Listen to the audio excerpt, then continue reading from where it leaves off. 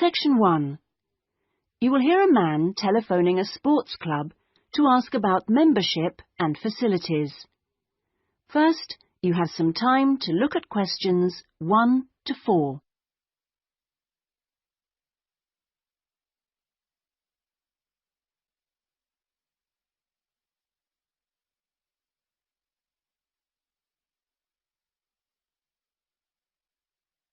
You will see that there is an example that has been done for you. On this occasion only, the conversation relating to this will be played first. Good morning. Sorry, it's gone 12. I'll start again. Good afternoon, Kingswell Sports Club. How can I help you? Oh, good afternoon. I was wondering if you could give me some information about membership and facilities. The name of the sports club is Kingswell, so Kingswell has been written in the space. Now we shall begin. You should answer the questions as you listen, because you will not hear the recording a second time. Listen carefully and answer questions 1 to 4. Good morning. Sorry, it's gone 12. I'll start again. Good afternoon, Kingswell Sports Club. How can I help you? Oh, good afternoon. I was wondering if you could give me some information about membership and facilities. Of course. What would you like to know?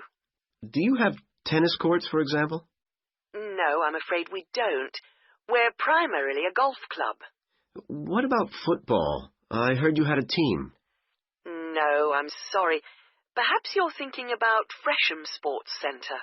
Oh, right. I know it. I played badminton there. Have you? They've got a lot of facilities we don't have, and vice versa. We do have a Keep Fit studio, which is very popular with members, and then as well as that, there's swimming, of course. That's good. I like to swim every day. We have a range of classes, too. Do you have judo classes? I'm keen to learn. Well, at the moment, we offer kickboxing. We're planning to add judo and stretch classes soon. We're currently running a range of yoga classes, too. What about relaxing after exercise? I assume you have a restaurant or something? At the moment, we've got a salad bar, which is very popular. We'll also have a fully licensed restaurant by the end of the year. Sounds good. Before you hear the rest of the conversation, you have some time to look at questions 5 to 10.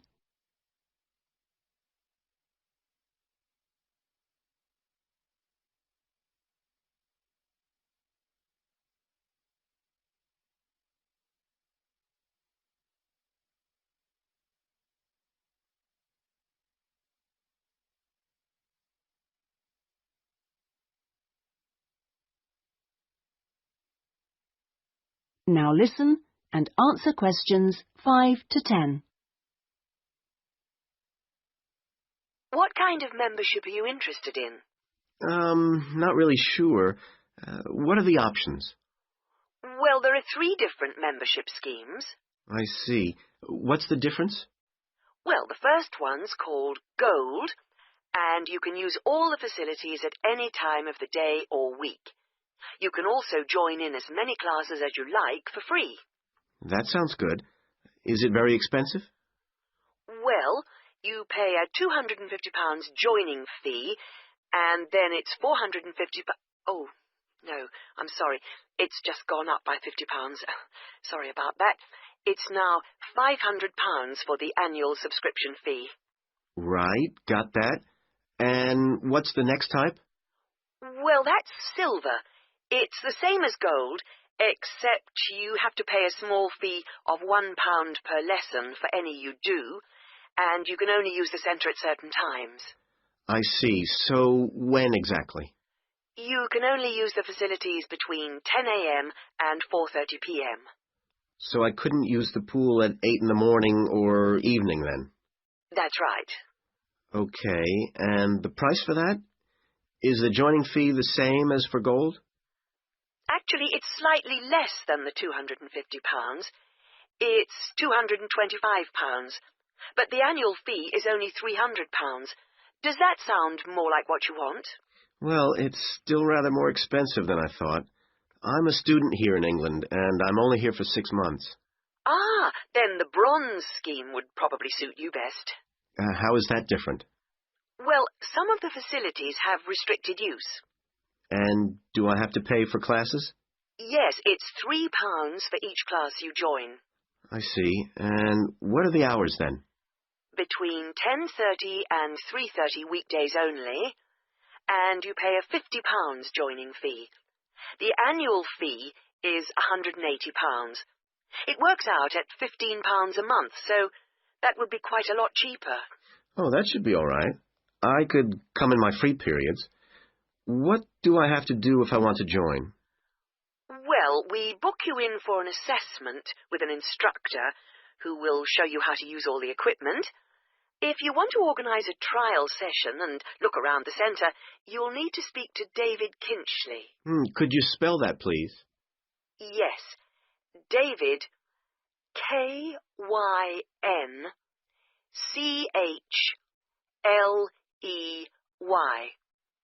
I'll give you his direct line number.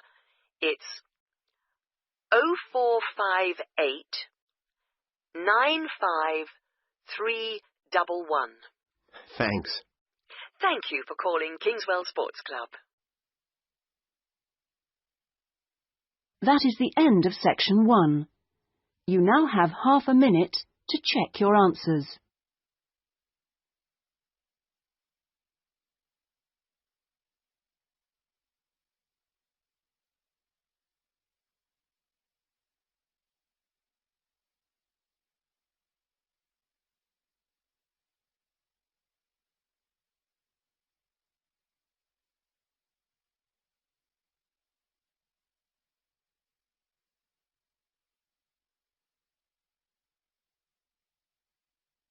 Now turn to section 2.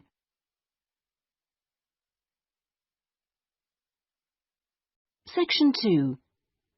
You will hear a local radio broadcast about the Rivendell City Theatre. First, you have some time to look at questions 11 to 16.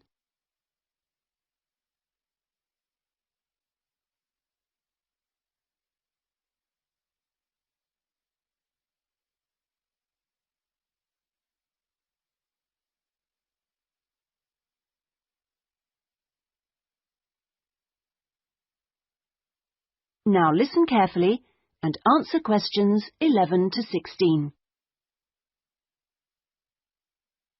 And here on Radio Rivendell, we have Lynn Rawley, the Public Relations Officer of our own Rivendell City Theatre. Hello, Lynn. Hello. Now, the theatre is reopening soon after its 3-year redevelopment program, isn't it? That's right, and there are a lot of improvements. The first thing people will see when they go in is that the foyer has been repainted in the original green and gold. Then the box office has been reoriented with its own access from the side of the building instead of through the foyer, which means it can be open longer hours and has more space too. The shop that used to be in the foyer, which sold books and CDs, is the one part of the redevelopment which isn't yet complete. The plan is to find new premises for it near the theatre, and we've had difficulty finding somewhere suitable. We hope to reopen the shop in the next few months. Will audiences find any difference in the auditorium? Yes, we've increased the legroom between the rows. This means that there are now fewer seats, but we're sure audiences will be much happier. And we've installed air conditioning so it won't get so hot and stuffy. We already had a few seats which were suitable for wheelchair users, and now there are twice as many, which we hope will meet demand. Something else that will benefit audiences is the new lifts.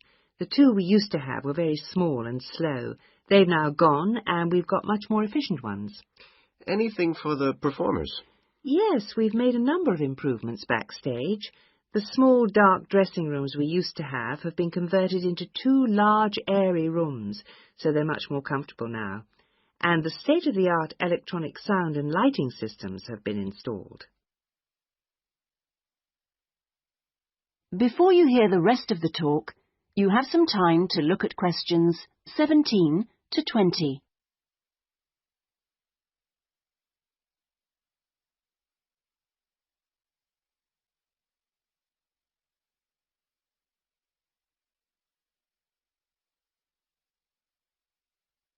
Now listen and answer questions 17 to 20. Okay, so what's the first play that audiences can see when the theatre reopens? We've got a very exciting production of Peter Shaffer's Royal Hunt of the Sun, which is currently touring the country. That starts on October the 13th and runs till the 19th. We're experimenting a bit with the time the curtain goes up. We used to start all our performances at 7:30, but that made it difficult for people to go home by public transport. So instead, we're beginning at 7, because at 9:45, when it finishes, there are still buses running. Tickets are already selling fast. The Friday and Saturday performances sold out almost immediately, and in fact now there are only tickets for Monday and Thursday. How much are they? We've introduced a simpler price structure. Ticket prices used to range from £6 to £30, but now they're all £18. They're available from the box office, in person, by phone, fax or post, or online. Okay, Lynn, now if you'd like to give the contact details for the theatre so that our listeners... That is the end of section 2. You now have half a minute to check your answers.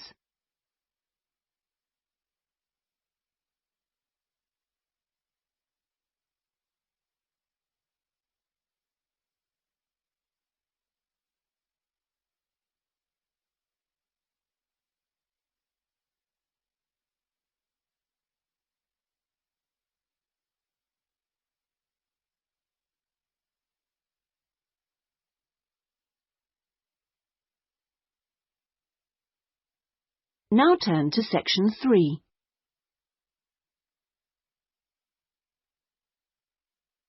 Section 3. You will hear a man inquiring about college courses. First, you have some time to look at questions 21 to 25.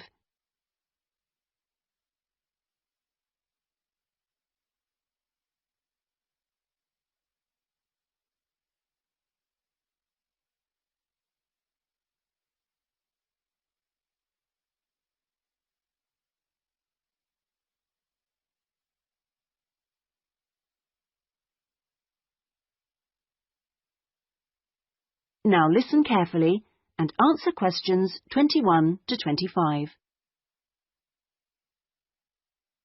Hi, can I help you? I was told to come here because I'd like to talk to someone about taking a management course. Right, I'm one of the tutors, so I should be able to help you. Oh, good. My name's Brian Ardley. I've decided to enrol on a part-time management course. A friend of mine took one last year and recommended it to me. Right. Is there anything I should do before the course, like reading or anything? We prefer to integrate reading with the course, so we don't give out a reading list in advance. But we like people to write a case study describing an organisation they know. I've already done that, as my friend told me you wanted one. But would it be possible to sit in on a teaching session to see what it's like? I haven't been a student for quite a while. Fine. Just let me know which date and I'll arrange it with the tutor. Now, could I ask you about the college facilities, please? Anything in particular? Well, the course is 1 day a week, all day, isn't it? So presumably it's possible to buy food. Yes, the refectory's open all day. Does it cater for special diets? I have some food allergies. Provided you warn the refectory in advance, it won't be a problem. Good. What about facilities for young children? I'd like to bring my daughter here while I'm studying. How old is she? 3. Then she's eligible to join the nursery, which is supervised by a qualified nursery nurse. The waiting list for a place is quite long, though, so you ought to apply now. OK. I don't know if our careers advice service would be of any interest to you. Yes, it might help me decide how to develop my career after the course. The centre has a lot of reference materials and staff qualified to give guidance on a one-to-one basis. I noticed a fitness centre next to the college. Is that for students? It's open to everyone, but students pay an annual fee that's much less than the general public pay. And presumably the college library stocks newspapers and journals as well as books. Yes, and there's also an audio-visual room for viewing and listening to videos, cassettes and so on. Is there also access to computers? Yes, your tutor will need to arrange with the technical support team for you to get a password, so ask him or her about it when you start the course. OK. Before you hear the rest of the conversation, you have some time to look at questions 26 to 30.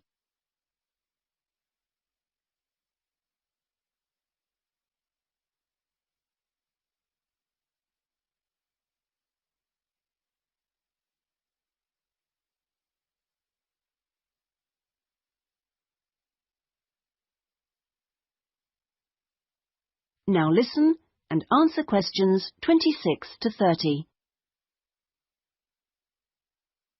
By the way, do you know about our business centre? No, what's that? It's a training resource, a collection of materials for people to study on their own or use in their own organisations. Uh-huh. You mean books and videos? Yes, and manuals for self-study, plus a lot of computer-based materials so people can work through them at their own speed and repeat anything they aren't sure about. And you can hire laptops to use in your own home or workplace, as well as printers that you can take away. Does it have anything that I could use to improve my study skills? I don't have much idea about report writing, and I'm sure I'll need it on the course. Oh, yes, there's plenty of useful material. Just ask one of the staff. Does the centre cover all the main areas of business? Yes, topics like finance and, of course, marketing, that's a popular one. Local managers seem to queue up to borrow the videos. So it isn't just for students, then? No, it's for members only, but anyone can join. How much does it cost? £100 a year for a company and £50 for an individual, with no discount for students, I'm afraid. Well, that's very helpful. Well, I think that's all. I'd better go home and fill in the enrolment form. Thanks for all your help. You're welcome. Goodbye. Goodbye. That is the end of section 3. You now have half a minute to check your answers.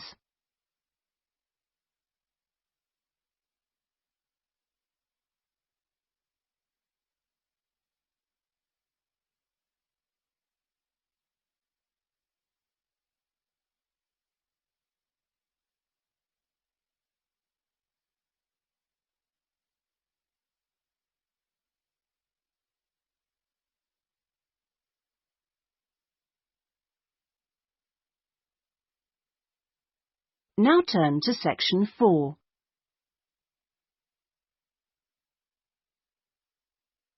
Section 4. You will hear a talk on a social history of the East End of London. First, you have some time to look at questions 31 to 40.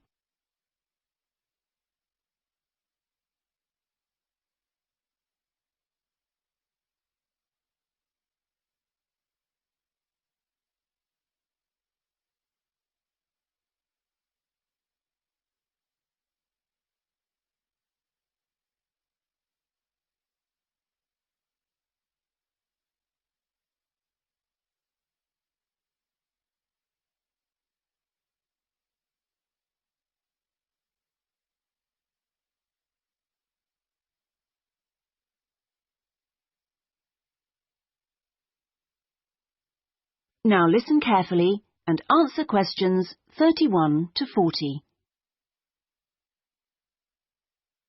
In the last few weeks, we've been looking at various aspects of the social history of London. And this morning, we're continuing with a look at life in the area called the East End. I'll start with a brief history of the district and then focus on life in the first half of the 20th century. Back in the 1st to the 4th centuries AD, when the Romans controlled England, London grew into a town of 45,000 people, and what's now the East End, the area by the River Thames and along the road heading north-east from London to the coast, consisted of farmland with crops and livestock, which helped to feed that population. The Romans left in 410, at the beginning of the 5th century, and from then onwards, the country suffered a series of invasions by tribes from present-day Germany and Denmark, the Angles, Saxons and Jutes, many of whom settled in the East End. The technology they introduced meant that metal and leather goods were produced there for the first time. And as the East End was by the river, ships could transport goods between there and foreign markets.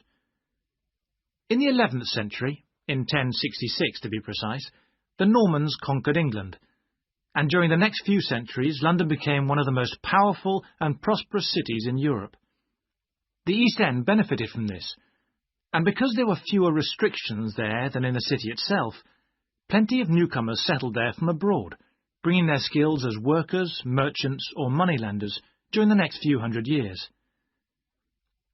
In the 16th century, the first dock was dug, where ships were constructed, eventually making the East End the focus of massive international trade. And in the late 16th century, when much of the rest of England was suffering economically, a lot of agricultural workers came to the East End to look for alternative work. In the 17th century, the East End was still a series of separate, semi-rural settlements. There was a shortage of accommodation, so marshland was drained and built on to house the large numbers of people now living there. By the 19th century, London was the busiest port in the world, and this became the main source of employment in the East End. Those who could afford to live in more pleasant surroundings moved out, and the area became one where the vast majority of people lived in extreme poverty and suffered from appalling sanitary conditions.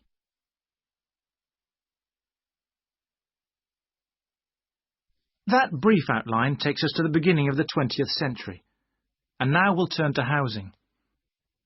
At the beginning of the century, living conditions for the majority of working people in East London were very basic indeed. Houses were crowded closely together and usually very badly built because there was no regulation. But the poor and needy were attracted by the possibility of work, and they had to be housed. It was the availability rather than the condition of the housing that was the major concern for tenants and landlords alike. Few houses had electricity at this time, so other sources of power were used, like coal for the fires which heated perhaps just one room. Of course, the smoke from these contributed a great deal to the air pollution for which London used to be famous. A tiny, damp, unhealthy house like this might well be occupied by 2 full families, possibly including several children, grandparents, aunts and uncles. Now, before I go on to health implications of this way of life, I'll say something about food and nutrition. That is the end of section 4. You now have half a minute to check your answers.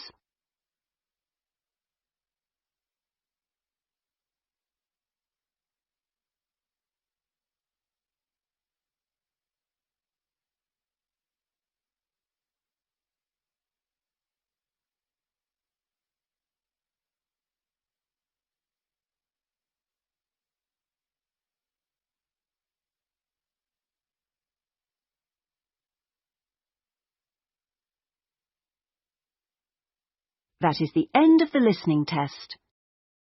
In the IELTS test, you would now have 10 minutes to transfer your answers to the listening answer sheet.